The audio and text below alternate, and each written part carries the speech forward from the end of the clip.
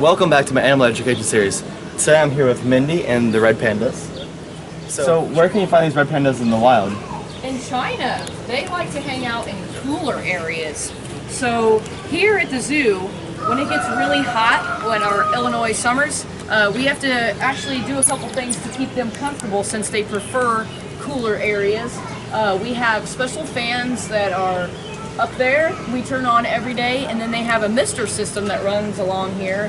And here pretty soon, once it reaches 75 or 80 degrees, we turn on the misting fans for them too. So they actually stay out here in their exhibit all winter long, even with the snow and the super cold temperatures, because that's what they prefer and that's where they're most comfortable.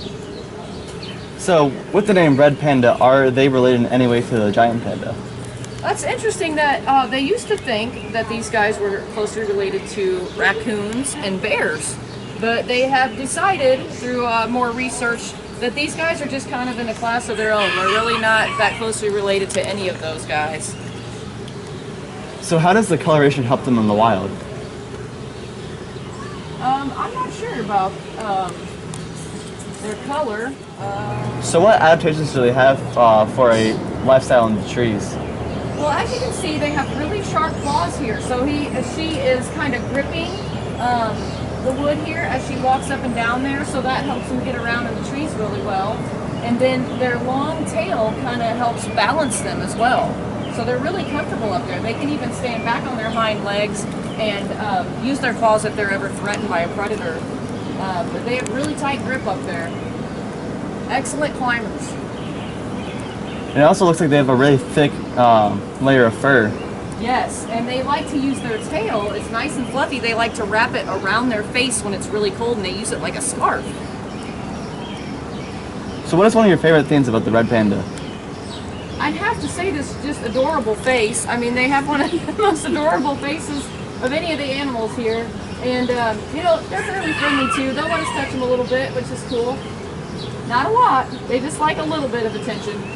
They can be feisty too, but they're adorable. They're pretty calm-natured for the most part. Easy to work with. And over here we have Amanda as well. So, are these Red Pandas endangered?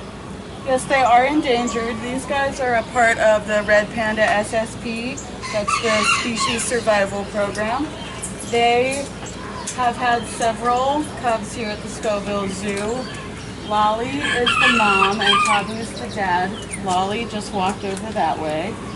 This is Rosie, one of the cubs they had last year.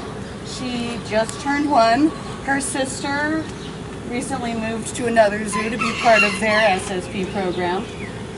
So that's what happens in an SSP. They have a breeding recommendation for us, so that's how Pabu and Lolly got paired together. And then when they have their cubs, they move off to another zoo for their breeding recommendation. So what is one of your favorite things about the Red Panda?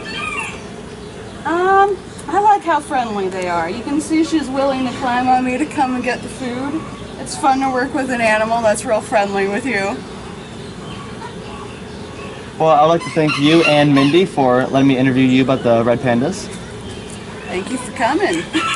And as always, I hope you guys enjoyed this week's episode. Don't forget to leave a big thumbs up down below, subscribe to my channel, and also check out my Instagram @ColeShirk. As always, I'll see you next week.